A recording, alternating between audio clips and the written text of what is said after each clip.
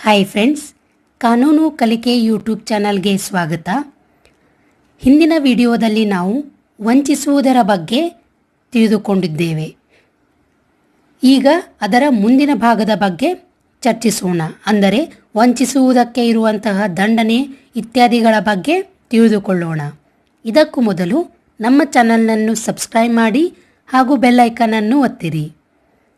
ಇಲ್ಲಿ ಮೊದಲನೆಯದಾಗಿ ಸೆಕ್ಷನ್ 417 ವಂಚಿಸಿದಕ್ಕೆ ದಂಡನೆಯ ಬಗ್ಗೆ ಈ ಕಲಂ ತಿಳಿಸುತ್ತದೆ. ಇಲ್ಲಿ ವಂಚಿಸುವಂತಹ ಯಾವುದೇ ವ್ಯಕ್ತಿಗೆ ಶಿಕ್ಷೆ ಎಂದರೆ 1 ವರ್ಷದವರೆಗಿನ ಅವಧಿಯ 2 ಬಗೆಯ ಕಾರಾವಾಸದಿಂದ ಅಥವಾ ಜುಲ್ಮಾನೆಯಿಂದ ಅಥವಾ ಅವೆರಡರಿಂದಲೂ ಇಲ್ಲಿ ಆ ವ್ಯಕ್ತಿಯು ದಂಡಿತನಾಗತಕ್ಕದ್ದು.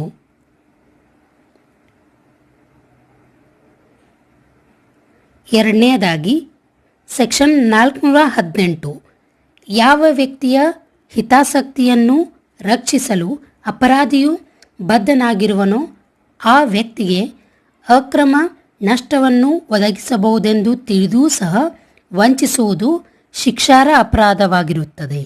ಅಂದರೆ ವಂಚನೆಯು ಯಾವ ವ್ಯವಹಾರಕ್ಕೆ ಸಂಬಂಧಿಸಿರುವುದೋ ಆ ವ್ಯವಹಾರದಲ್ಲಿ ಅದಕ್ಕೆ ಸಂಬಂಧಿಸಿದಂತಹ ಯಾವುದೇ ವ್ಯಕ್ತಿಯ ಹಿತಾಸಕ್ತಿಯನ್ನು ಕಾಪಾಡಲು ವಿಧಿಯ ಮೂಲಕ ಅಥವಾ ವಿಧಿಸಮ್ಮತವಾದಂತಹ ಕರಾರಿನ ಮೂಲಕ ಇಲ್ಲಿ ಆ ವ್ಯಕ್ತಿಯು ಬದ್ಧನಾಗಿರುವಂತಹ ಅಥವಾ ಆ ವ್ಯಕ್ತಿಗೆ ತಾನು ಆ ಮೂಲಕ ಅಕ್ರಮ ನಷ್ಟವನ್ನು ಉಂಟು ಮಾಡುವ ಸಂಭವವಿದೆ ಎಂದು ತಿಳಿದು ಇಲ್ಲಿ ವಂಚಿಸಿದರೆ ಆ ವ್ಯಕ್ತಿಗೆ ಶಿಕ್ಷೆಯನ್ನು ವಿಧಿಸಲಾಗುತ್ತದೆ.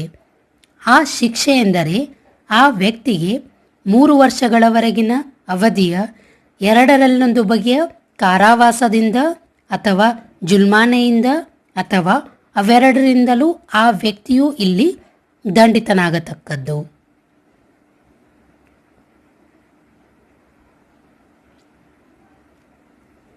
ಸೆಕ್ಷನ್ 419 ಮತ್ತೊಬ್ಬನಂತೆ ನಟಿಸಿ ವಂಚಿಸಿದ್ದಕ್ಕಾಗಿ ದಂಡನೆ.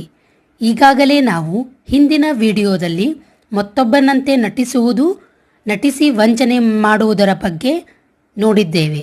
ಈಗ ಮತ್ತೊಬ್ಬನಂತೆ ನಟಿಸಿ ವಂಚಿಸಿದ್ದಕ್ಕಾಗಿ ದಂಡನೆಯನ್ನು ವಿಧಿಸಲಾಗುತ್ತದೆ.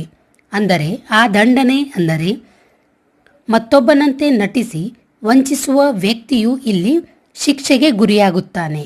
ಆ ಶಿಕ್ಷೆ ಎಂದರೆ ಆ ವ್ಯಕ್ತಿಗೆ 3 ವರ್ಷಗಳವರೆಗಿನ ಅವಧಿಯ 2 ಬಗೆಯ ಕಾರಾವಾಸದಿಂದ ಅಥವಾ ಜುಲ್ಮಾನೆಯಿಂದ ಅಥವಾ ಅವೆರಡರಿಂದಲೂ ಆ ವ್ಯಕ್ತಿಯು ಇಲ್ಲಿ ದಂಡಿತನಾಗತಕ್ಕದ್ದು.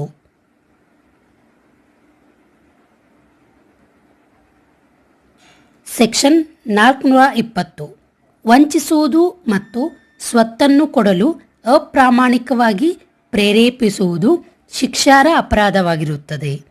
ಅಂದರೆ ಯಾವುದೇ ಒಬ್ಬ ವ್ಯಕ್ತಿಯು ವಂಚಿಸಿದರೆ ಮತ್ತು ಹಾಗೆ ವಂಚಿತನಾದ ವ್ಯಕ್ತಿಯನ್ನು ಆ ಮೂಲಕ ಯಾವುದೇ ಸ್ವತ್ತನ್ನು ಅಥವಾ ಯಾವುದೇ ವ್ಯಕ್ತಿಗೆ ಕೊಡುವಂತೆ ಅಥವಾ ಬೆಲೆಯುಳ್ಳ ಭದ್ರತೆಯನ್ನು ಮತ್ತು ಬೆಲೆಯುಳ್ಳ ಭದ್ರತೆಯನ್ನಾಗಿ ಪರಿವರ್ತಿಸಬಹುದಾದಂತಹ ರುಜು ಮಾಡಿದ ಅಥವಾ ಮೊಹರನ್ನು ಹಾಕಿದ ಯಾವುದೇ ಒಂದು ವಸ್ತುವನ್ನು ಸಂಪೂರ್ಣವಾಗಿ ಅಥವಾ ಅದರ ಯಾವುದೇ ಭಾಗವನ್ನು ರಚಿಸಲು, ವ್ಯತ್ಯಸ್ತಗೊಳಿಸಲು ಅಥವಾ ಅದನ್ನು ನಾಶಪಡಿಸಲು ಅಪ್ರಾಮಾಣಿಕವಾಗಿ ಪ್ರೇರೇಪಿಸಿದರೆ ಇಲ್ಲಿ ಅಂತಹ ವ್ಯಕ್ತಿಗೆ ಶಿಕ್ಷೆಯನ್ನು ವಿಧಿಸಲಾಗುತ್ತದೆ.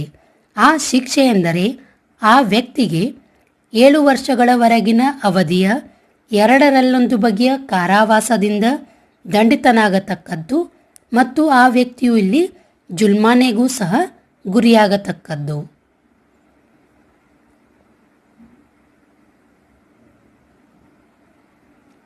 ಕೊನೆಯದಾಗಿ ಸೆಕ್ಷನ್ 421 ಸಾಲಿಗರಲ್ಲಿ ಸ್ವತ್ತು ಹಂಚಿಕೆಯಾಗುವುದನ್ನು ತಪ್ಪಿಸಲು ಅದನ್ನು ಅಪ್ರಾಮಾಣಿಕವಾಗಿ ಅಥವಾ ಯಾವುದೇ ರೀತಿಯಾದಂತಹ ಮೋಸದಿಂದ ಸಾಗಿಸುವುದಾಗಲಿ ಅದನ್ನು ಬಚ್ಚಿಡುವುದಾಗಲಿ ಶಿಕ್ಷಾರ್ಹ ಅಪರಾಧವಾಗಿರುತ್ತದೆ. ಇಲ್ಲಿ ಸ್ವತ್ತು ವಿಧಿಗೆ ಅನುಸಾರವಾಗಿ ತನ್ನ ಸಾಲಿಗರಲ್ಲಿ ಅಥವಾ ಇತರ ಯಾವುದೇ ಒಬ್ಬ ವ್ಯಕ್ತಿಯ ಸಾಲಿಗರಲ್ಲಿ ಹಂಚಿಕೆಯಾಗುವುದನ್ನು ತಪ್ಪಿಸುವ ಉದ್ದೇಶದಿಂದ ಅಥವಾ ತಾನು ಅದನ್ನು ತಪ್ಪಿಸುವ ಸಂಭವವಿದೆಯೆಂದು ತಿಳಿದೂ ಸಹ ಆ ಯಾವುದೇ ಸ್ವತ್ತನ್ನು ಸಾಕಷ್ಟು ಪ್ರತಿಫಲವಿಲ್ಲದೆ ಅಪ್ರಾಮಾಣಿಕತೆಯಿಂದಾಗಲಿ ಅಥವಾ ಅದನ್ನು ಮೋಸದಿಂದ ಸಾಗಿಸುವುದಾಗಲಿ, ಅದನ್ನು ಬಚ್ಚಿಡುವುದಾಗಲಿ ಅಥವಾ ಯಾವುದೇ ಒಬ್ಬ ವ್ಯಕ್ತಿಗೆ ಕೊಡುವುದರ ಮೂಲಕ ಅಥವಾ ಯಾವುದೇ ಒಬ್ಬ ವ್ಯಕ್ತಿಗೆ ಅದನ್ನು ವರ್ಗಾಯಿಸುವುದಾಗಲಿ ಅಥವಾ ಅದನ್ನು ವರ್ಗಾವಣೆಯಾಗುವಂತೆ ಮಾಡುವ ವ್ಯಕ್ತಿಗೆ ಇಲ್ಲಿ ಶಿಕ್ಷೆಯನ್ನು ವಿಧಿಸಲಾಗುತ್ತದೆ. ಆ ಶಿಕ್ಷೆ ಎಂದರೆ 2 ವರ್ಷಗಳವರೆಗಿನ ಅವಧಿಯ 2 ಬಗೆಯ ಕಾರಾವಾಸದಿಂದ ಅಥವಾ ಜುಲ್ಮಾನೆಯಿಂದ ಅಥವಾ ಅವೆರಡರಿಂದಲೂ ಆ ವ್ಯಕ್ತಿಯು ಇಲ್ಲಿ ದಂಡಿತನಾಗತಕ್ಕದ್ದು.